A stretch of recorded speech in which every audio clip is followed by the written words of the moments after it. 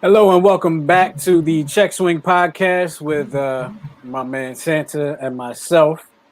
We are here for yet another Wednesday night, 9 p.m. Make sure you tell a friend to tell a friend to tell a friend that the Check Swing podcast is live and on the air. Like I always like to start every show, not start every show. I always like to start every show. Every show that I do. Don't laugh, it ain't funny. With a live on air blooper. Live on air blooper is what it is. That's why it's live. We're not fixing that. I like to start off every show by asking, how you been? So, Miguel, it's been a week. How you been, brother? Been good, man. Been very well. Some changes have been happening. Although I do have a bone to pick with you because you kind of predicted that the Phillies would not be in first place by the end of the season, and based on the way they've been playing, they will not finish the season in first place. But that's neither here nor there. But tonight I'm wearing a Navy shirt because I'm proud to say that after some, quite a few challenges, my son Devin Jones has graduated from boot camp in the Naval Academy. He's based out at the Great Lakes, Illinois, and he did very well during camp. I think he'll be actually stationed out there for about a year or two, and then he'll be able to travel pretty much wherever he wants to go. He'll be able to travel abroad. So I'm just really proud of my son, Devin. Had to make some tough choices, but he's everything's starting to come together, and he's living out some of his dreams. So just proud of him. That's all. Absolutely, man. Proud Papa and proud of you too, Devin. I'm glad to see that you were able to finish boot camp, and now the world is your oyster at this point. And some of the money that we spent on him growing up, I got back with this wonderful mug. Hey, well, that's cool. It keeps everything cold or hot. It's one of them things. Yes, sir. Man, well, be careful with that because if you put some hot tea in it, it will be hot 4 hours later. Yes, sir. Be careful. Be careful. So, as we do here on the Check Swing podcast, we talk about topics concerning sports as a whole. We are baseball coaches. We like to talk baseball. We like to talk strategy, philosophy, some of the things that we have experienced, some of the challenges that we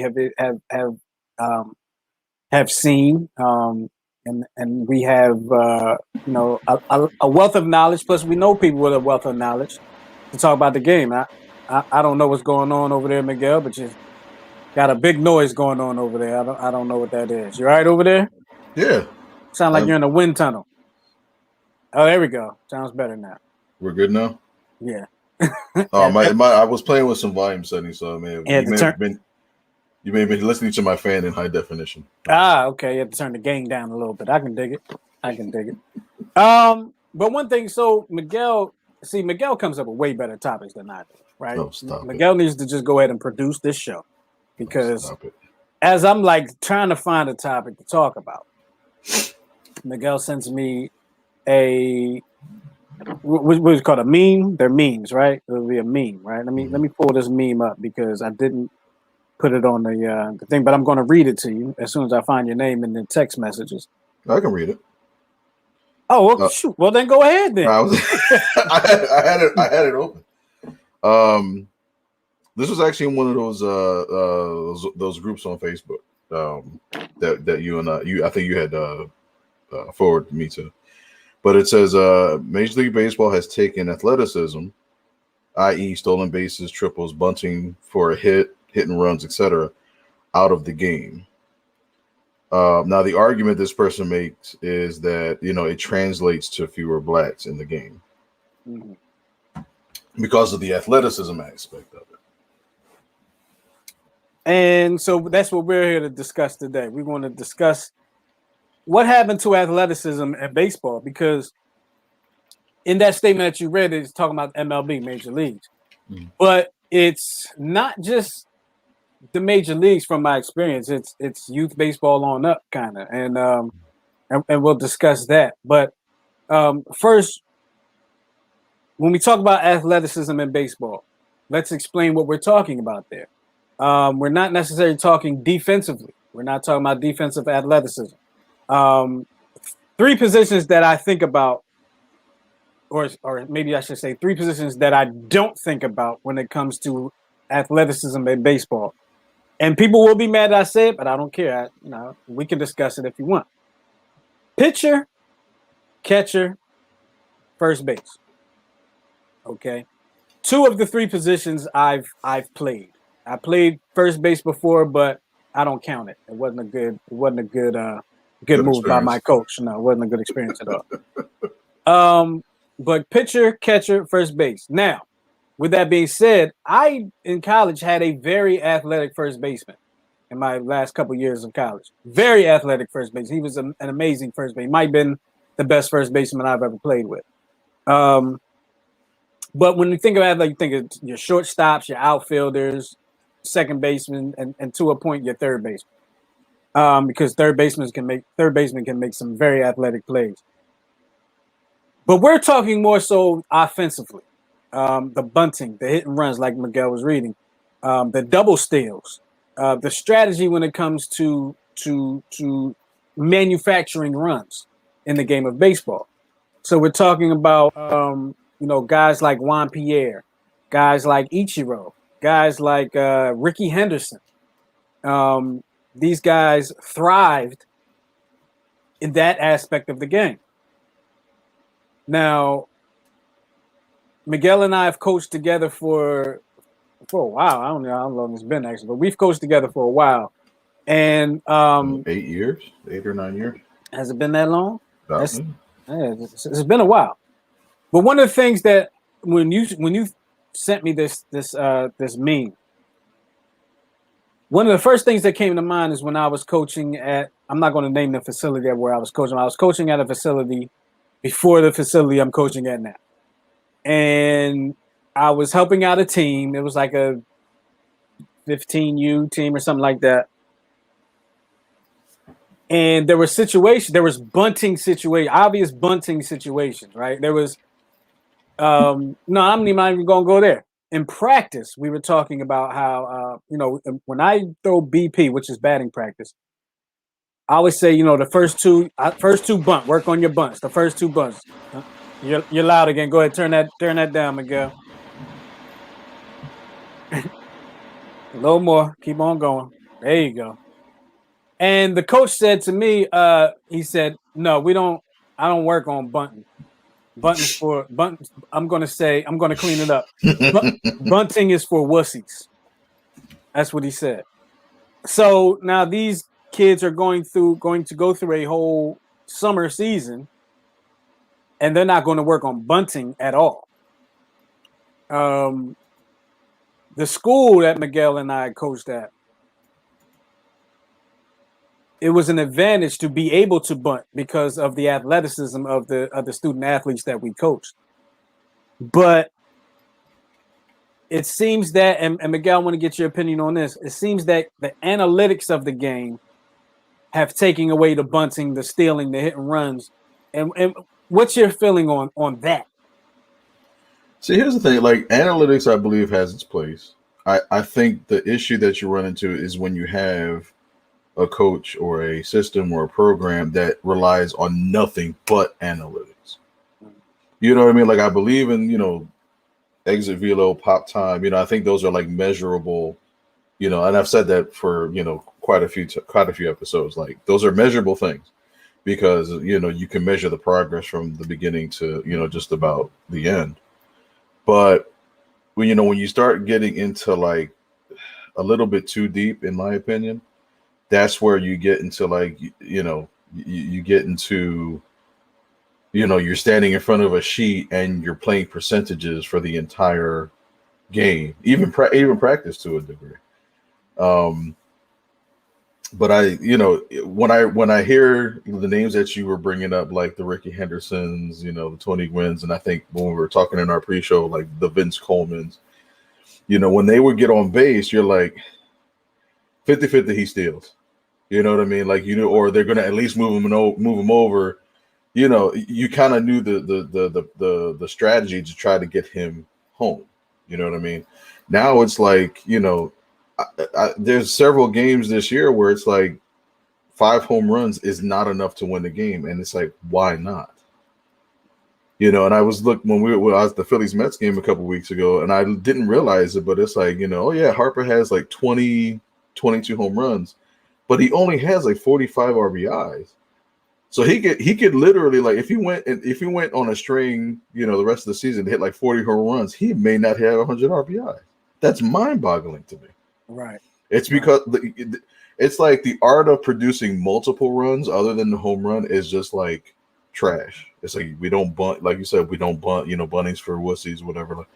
But it's like I can remember 2 games that you and I coached in the summer where one bunt started a rally and wound up helping us win the game by 2 runs. Mm-hmm. And another one put us in position, you know, to win it. So both times, like, you know, it helped us win the game. And I just think, like, taking the athleticism away from the game is what's hurting the game overall. You know, because your market, you know, you know, I think about like the current players, the next generation, like Tatis and Acuna. Even with their playing styles, it seems like, you know, MLB is like suppressing that because they're still kind of trying to, you know, keep the traditionalists, you know. I'll admit, like, you know, for years I've been a purist, like, you know, no DH in the National League, but it's like something's got to change to make this game more marketable. You know what I mean? Yeah, I mean, yeah, we talk about that almost every week about the marketing of the game of baseball, and it's funny. I was earlier today. I was actually looking at a baseball advertisement for Major League Baseball advertisement, and they were talking about players, but they didn't name players specifically. What they did was they put certain players on there, and gotta turn that down again. Every time you mute yourself, you come back loud. I don't know what that is, but. All right, I can barely hear you, but it's all right. There you go. Can you hear me now? Yeah. There you go. Every time you mute yourself, you come back and that noise is loud again. I don't know. But anyway, the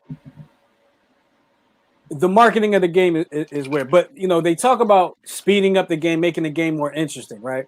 I went to a game this weekend against the Reds. It was actually a game that the Phillies won against the Reds. And it was a pitcher's duel for, I guess, about 6 innings. It was a pitcher's duel.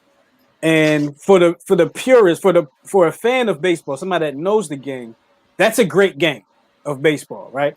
But for somebody that is not necessarily a fan of the game and you know understands the game, it would be the next 3 innings that was more exciting to them because you had the triple by Bryce Harper with the error, and then he scores. You had the home run as soon as Archie Bradley comes into the game. That's what people that are not purists of the game find exciting. And I think that the bunts, the drag bunt, the steals and all like that, I think that stuff can be exciting too. Unfortunately, they just don't do it. And it seems as if starting from a younger level, they don't teach it as much. It's not taught as much. I mean, I know I always talk about bunts and when I talk to a younger kid that I coached a 9U team or a 10U team or whatever it was I was coaching, and then I've coached teenagers, they always feel like there's a mentality there of and with the younger kids, I know it was given to them, right?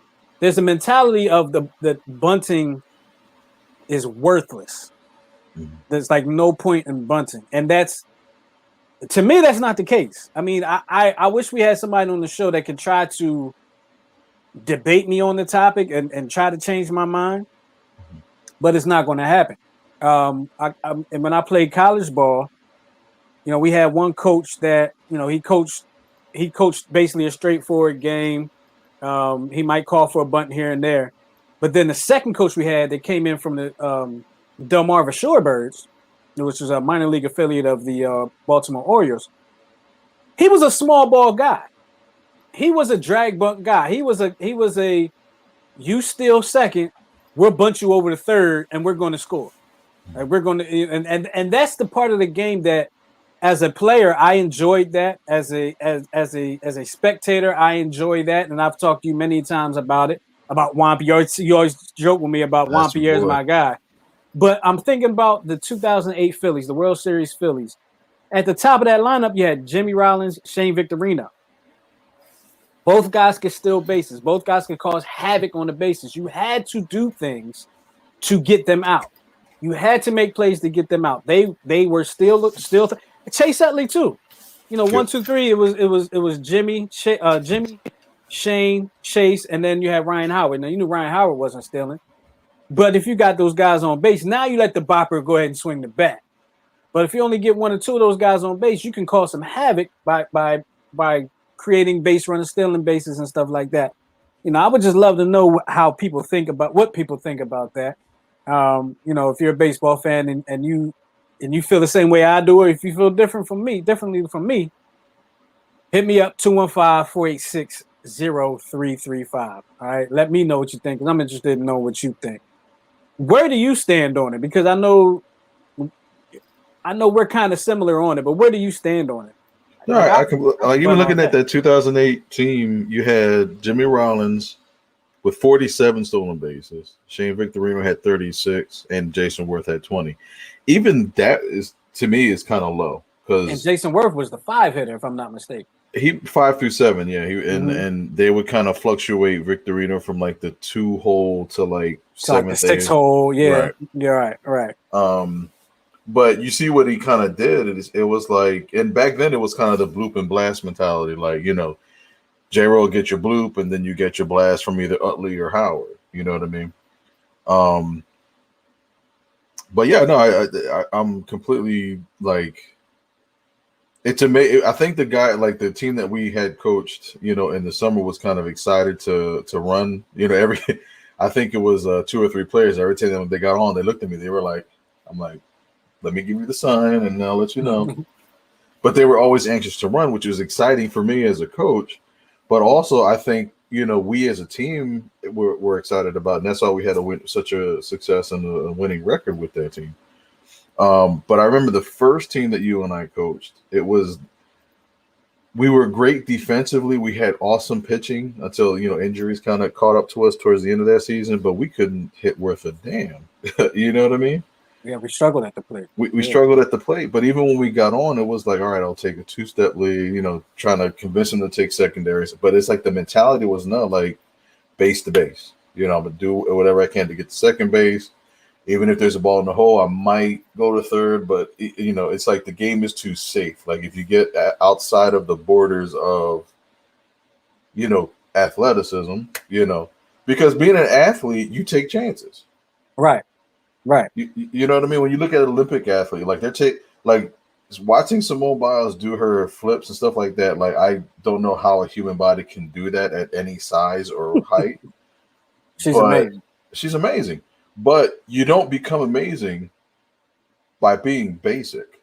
You don't become amazing by, you know, going station to station. You take chances. You take risks. And all that success that she got, I can only imagine what the errors or the failures were to get to that success. Yeah, absolutely. And it makes me think, like, what would really be the reason to have speed in your lineup at that point if you're working base to base? You don't. I mean, I think I gotta compile the stats, but you know, in the 80s, you know, Ricky Henderson would average 100 stolen bases a season, right? Mm-hmm. In the 90s, you know, okay, maybe 70 or 80 stolen bases with your Ken Griffey's, and you know, but now it's like when in the early 2000s, it was like, okay, 40 was like considered a lot. Now it's like 20, 25. Even, you know, I was looking at a stat too, because I think baseball has a problem with trying to figure out pace of play versus speeding up the game. I think they're getting the two kind of confused. So like from 2001 to 2015, the average pitcher in a game would throw an average of 95 pitches. From 2016 to 2020, it's dropping to 89. And now you have these expanded bullpens, right? So now So, like the Phillies bullpen, like I always point to '93 because that was like the fun team that I watched when I was a child. We had 11 pitchers in the bullpen. Now you have on average of like 12 and 13. You know what I mean? And so a good quality start is considered 6 innings, maybe 7, and then you have a go between guy, a series of go between guys. So like one thought I have is, all right, well, cap your pitching staff. No team can have more than X amount of pitchers. Because now you have to throw your pitchers a little bit more, especially those middle inning guys. You may have to throw your starters, but again, going back to the analytics, and all this kind of compressed data, it's like, all right, pitchers can't throw X amount of pitches per week, per day, per hour, whatever the case may be. And I get, player safety is a key component of it. Longevity is a key component. But I remember watching like old school baseball games. You didn't have the pitch count ticker on the top left-hand corner. Like nobody know when I look back at all these stats, whatever website that you use, and I look at like this the fifth game of the World Series in 2008. How many pitches did Cole Hamels throw? No idea. Nobody gives a crap. We won the World Series. That's what I'm trying to tell you. I think there was one game like Fernando Valenzuela in like the 80s threw like 190 pitches and got the win. You know what I mean? It's like you don't see that anymore because, and I get the longevity and the durability issue, but from a fan standpoint, it's just a hard game to watch. Has analytics and money taken the fun out of the game? Yeah. I think it's a combination of the both. I mean, the money has always been there, right? Mm-hmm. But now, now with the money, it's become a business, and now you're putting your analytics. When I first started hearing about hearing the word analytics, when IBM started having those Watson commercials, that's when I started hearing about it. And then they started having analytics in sports. Now, let's take a little comparison. So analytics has changed not just baseball, it's changed basketball too, and I'll tell you how. The Sixers have one of the best big men in the game. Okay, Joel Embiid, one of the best big men, if not the best big man in the game, right? In the 90s, you had big men like Shaquille O'Neal, Patrick Ewing, David Robinson, Rick Smith, all these guys. And what would you do? They would establish themselves down low. You get the ball to them. They grind and work, and they get an easy bucket down. I shouldn't say easy bucket, but they get a bucket down low, right? Now, with analytics in the game, the big man, the Patrick Ewing, the David Robinson, the Shaquille O'Neal type big man has now become more of a guard type player. You see, people in Philly complain all the time about how Joel Embiid is playing too much at the perimeter. The MVP this year, Nikola Jokic, perimeter big man. A lot of guys playing on the perimeter and not establishing themselves. I mean, you get Embiid the ball down low, nobody's stopping him. He's scoring on whoever. But the problem is the analytics say instead of getting that 2, it might be better off to shoot that 3 because 3 is better than 2. Now with analytics in baseball, it's all right, we're not going to steal because you might get thrown out. Right. You don't want to sacrifice or give up and out in any situation. Right. And so it's changing a lot of things. I was going to make a comparison to wrestling when you said something earlier, but you kept going, and wrestling has its own set of issues, and I think it's more involved in script writing than it is in analytics. Yeah, the whole if I can remember what I was going to say about it, I'll come back to it. But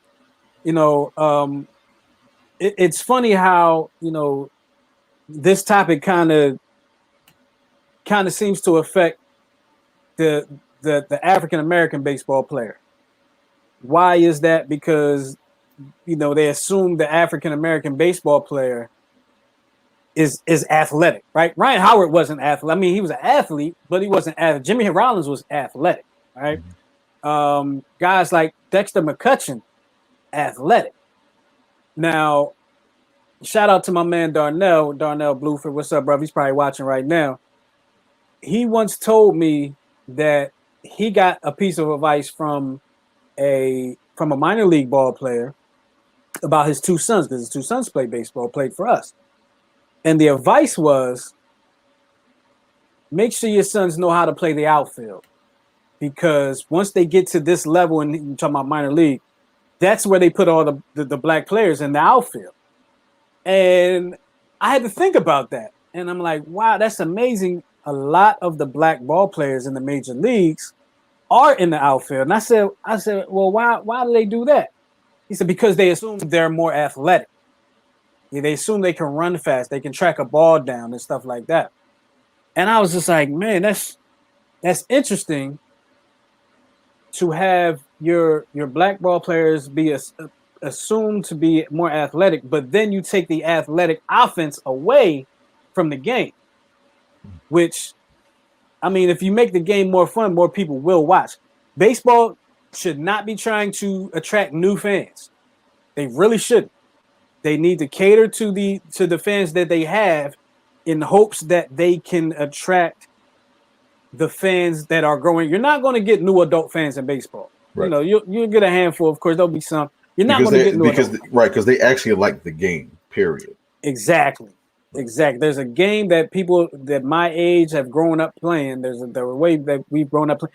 For instance, they were talking about moving the pitcher's mound back in Major League Baseball. God, no. For what? That's for what? Why? Right. Why? Well, here's the argument to that. Not that I agree with it, but I mean, I do and I don't.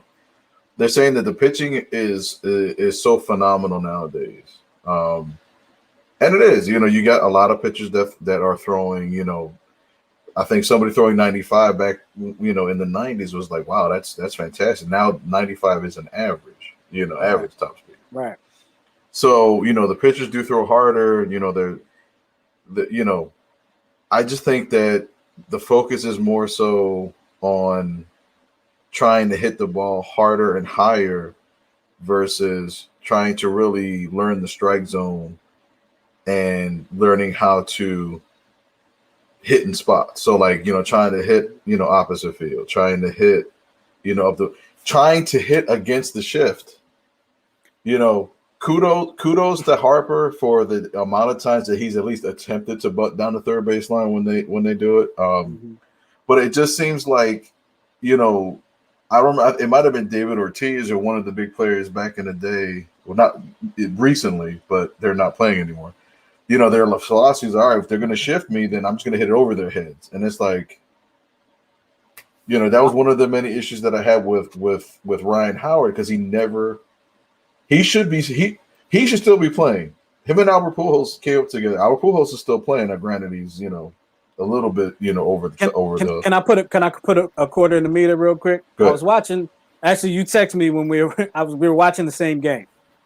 I never thought I would. I never thought I would see the day when Albert Pujols was intentionally walked. Excuse me, where a player would be intentionally walked to pitch to Albert Pujols. I never thought I'd see that day. You know what else? You remember that behind the back play he made at first base? He made this really nice play. He kind of backhand. Yes. The ball bouncing. Yeah. That was a nice play for a 40-year-old. You know what I mean? But again, Ryan Howard should have been on the field opposing him, you know, trying to make that play.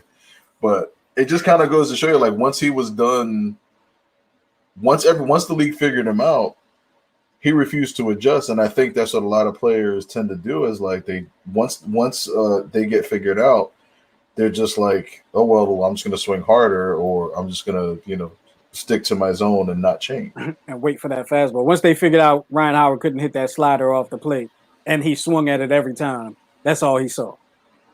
That's all he would see. I do want to say, you know, one quick thing.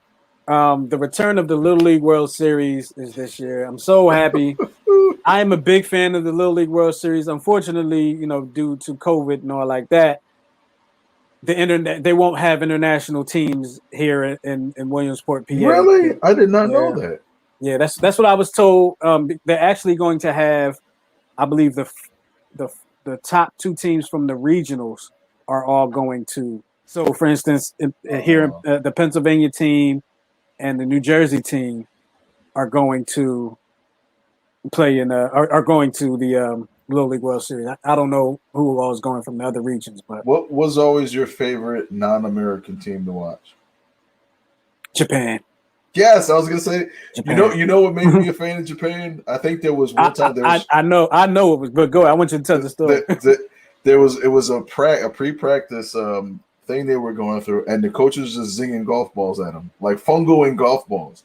I was like, I think I brought it to you. I was like, no, there's no, we're not. It don't work. It will still work to this day. Man, listen, man, there will be people without teeth right now because of that. Because they need to learn how to field. That's why they need to stop fielding with their face and their chins and use their glove. I agree with you there, but I don't agree with the golf ball. Maybe you get a golf ball to me. One-handed fungos all day, baby. I know that was your thing. One thing I gotta say about like the analytics data, and I was listening to something, and somebody had tried to prove with an analytical stat that Dave Hollins was a better defensive player than Mike Schmidt. And that's how silly like the analytics can get. That's why I say like some analytical data I do believe in. But when you overanalyze and over digitize baseball, that's the nonsense that you can get. That a person, nothing against Dave Hollins, who was a decent baseball player. Decent baseball player versus the greatest third baseman that ever lived. And you're telling me that statistically you'd rather have somebody that never won a Gold Glove, never won an MVP, never won a World Series. It's like, come on. Seriously. It's like saying Kevin Stocker was better than Jimmy Rollins. Kevin Stocker was decent, wasn't better than Jimmy. He was decent for 3 weeks. You know what I mean? He was supposed to be the man. I can remember Kevin Stocker was supposed to be the man, but yeah, he ended up being nothing. Any more on this topic? No, I mean, maybe to kind of transition to like the away from analytics and like the marketability of the game. Harper had said in the beginning of the season that he doesn't understand why baseball is not in the Olympics or why Major League Baseball refuses to have baseball in the Olympics. And he took a shot at the commissioner saying it seems like they didn't want to lose the revenue for 2 weeks of baseball players playing in the Olympics. I guarantee that's it. It has to be. I guarantee. Because if you think of like the WNBA does it. Every sport does it, except with 2 weeks off. 2 weeks off within their season, they send their best players to the Olympics. Mm-hmm. All right. The NBA, of course, they don't play during the summer. We're not supposed to, but they send their best players to the Olympics. And that's why they came up with the World Baseball Classic, which is great to watch, right? But it's not the Olympics. It's basically a world championship. Right. I would love to see these professional baseball players in the Olympics. I would love to see that battle. 2 weeks. It's only 2. And part of the problem is probably if you have to stop your season for 2 weeks, that means you have to add those 2 weeks to the end, and the World Series already goes into November, right? So to me, it's like, maybe start it a couple weeks. I don't know. I believe that Major League Baseball players should be in the Olympics.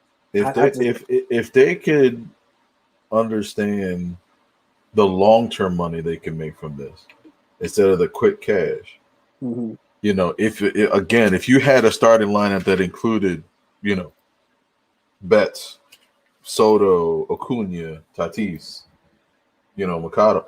I'm not sure if all of those guys would be playing for the United States, though. Oh yeah, you're right. I'm sorry. Just saying. But if you had like Betts, Bryce Harper, Mike Trout, I still wouldn't be rooting for the U.S. though.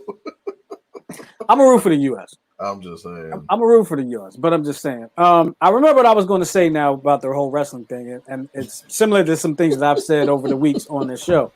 So Major League Baseball, when we were talking about the marketing, they truly need somebody right now that is bigger than the game, right? And I know people cringe when I say things like that, but hear me out.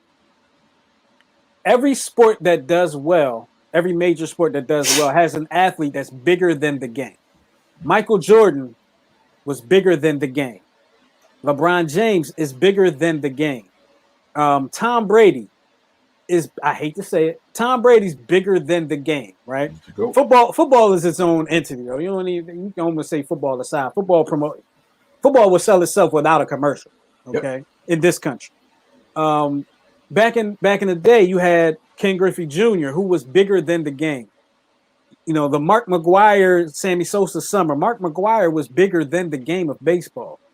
And I know people are probably cringing hearing me say this, but there are certain times when there are players that are bigger than the game. And and the point I was going to make with wrestling, Hulk Hogan in wrestling was bigger than wrestling. The Rock was bigger than wrestling. You know what I mean? Andre the Giant was bigger than wrestling.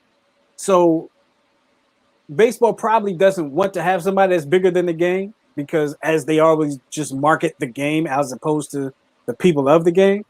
But that's what they need. They need somebody right now that's bigger than the game. And, you know, we at one point kind of thought Bryce was going to be that guy.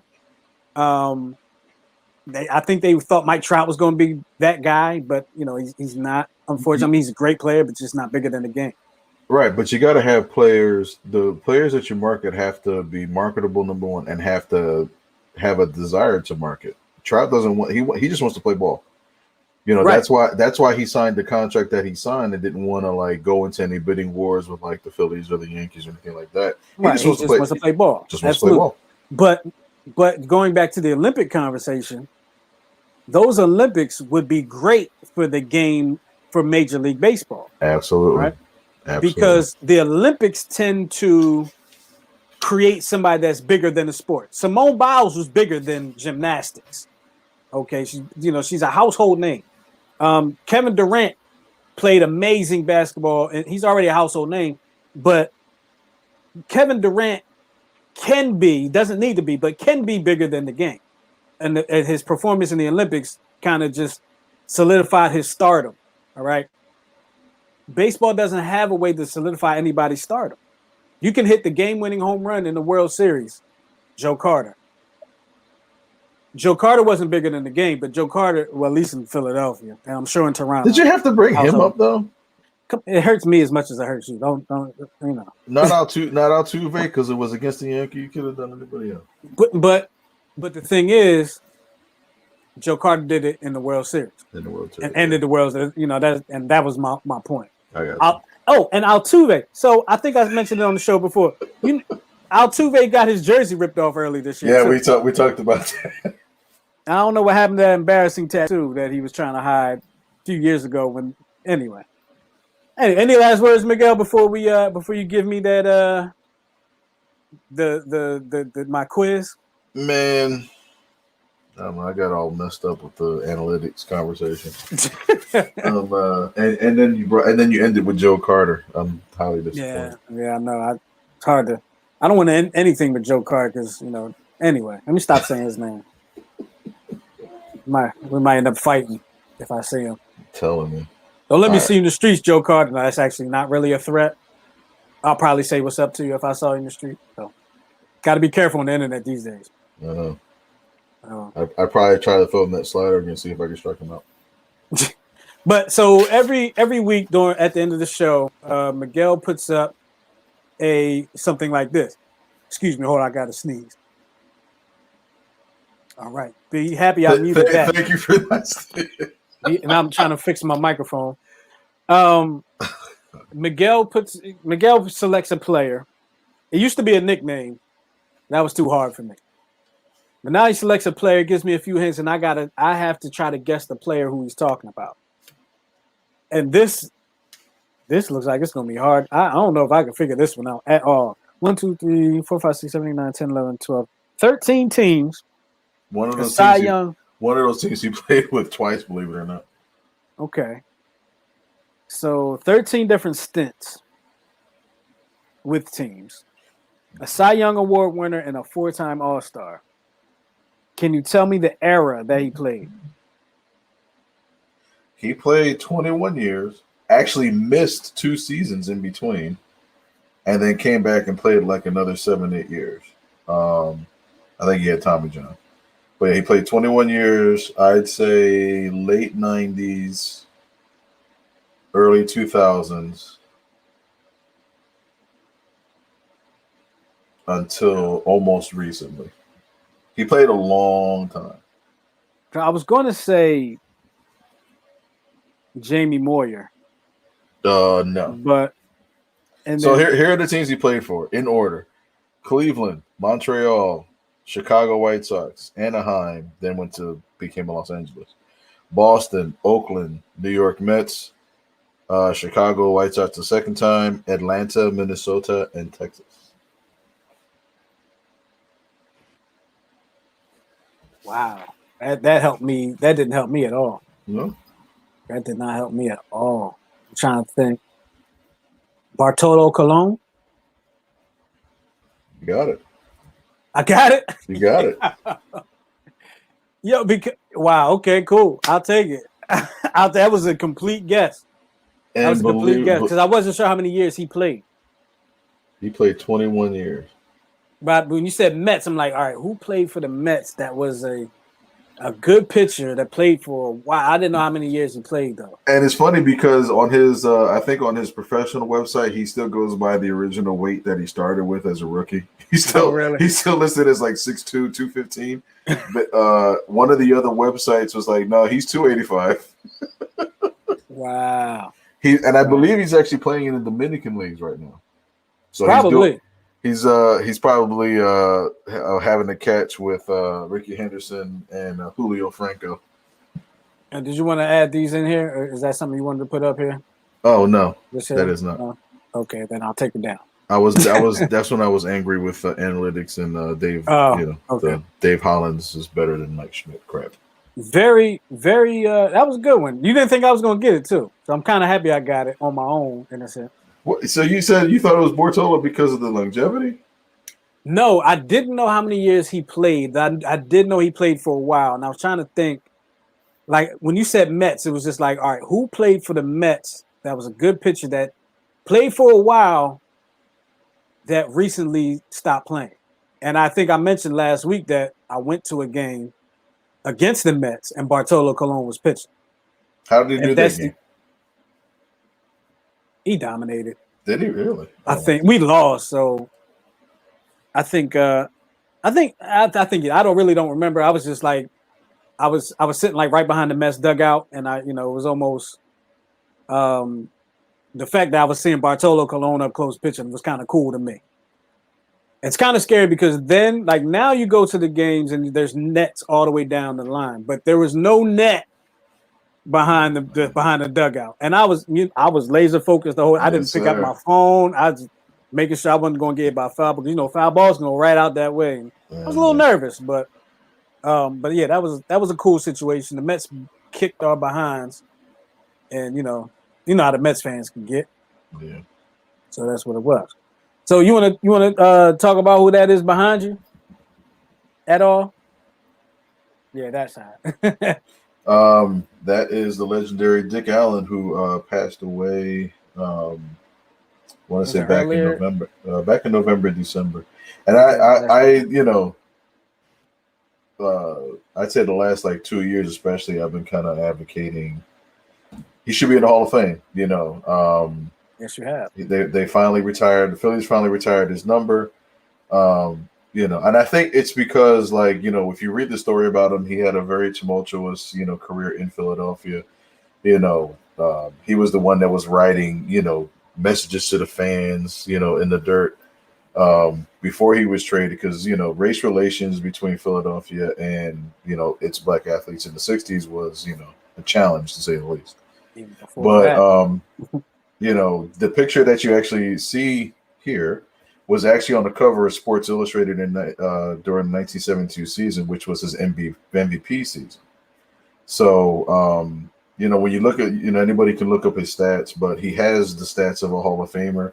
But because of the stuff that happened and the terrible press he got from the writers, in the 60s. And it goes back to like the traditions of baseball. Like, baseball writers, are involved in who gets into the Hall of Fame, And I still think there's still that racism that kind of hangs over because they remember the stories that I'd say almost half or just about all of them have been refuted. And they still hang on to that, that whole tradition, that old school mentality. But there's no reason why, if Harold Baines is in the Hall of Fame and doesn't even touch the numbers of Dick Allen, there's something wrong. Yeah. I mean, when you have Hank Aaron, Willie Mays, Bobby Bonds, they talk about how majestic his hits were and how great of a baseball player. And how actually how fast he was. He didn't steal bases, but he was quick. He was fast. And I think in one game he hit 2 inside the park home runs in the same game. Wow. But it's stuff like that. The Philly press only talks about the stuff towards the end of his first tenure. And he did make a second comeback, towards the end of his career, and all kind of was forgiven. And he kind of helped start the wave of the Philly success in the 70s leading up to the championship. But I was hoping that the vote would be in to get him into the Hall before he passed, but it just didn't happen. But they have that committee coming up. I forget what the committee's called. It's like a special selection committee where once you're past your eligibility of being elected, then this group will kind of vote you in. Again, right? Yeah.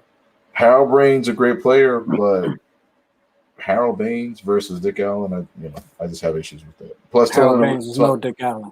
Tony La Russa was the one that was on that voting committee, and he had coached Harold Baines on 2 different teams. So well, there you go.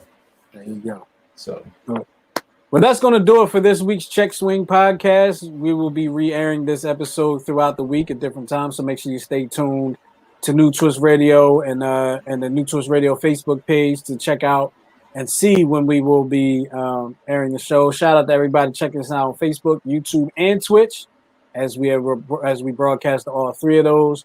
And make sure you tell a friend and tell a friend and tell a friend about the Check Swing podcast because we got some good things that's coming up. Of course, the playoff push is upon us, and we're gonna have a lot of things to talk about. So, for Miguel and myself, I want to thank y'all for checking out the show, and we'll talk to y'all next time. And remember, if you're going to check your swing, now I tried to come up with something fancy right there on the spot, but I couldn't do it. So. You should have just let it hang. I should just try to check your swing. And I blew it. Go right out. Make sure you check your swing if it's not a strike. That was dumb. That's the second blooper. On air blooper. We started it off with one, going to end it with one. Talk to y'all next week, man. Peace.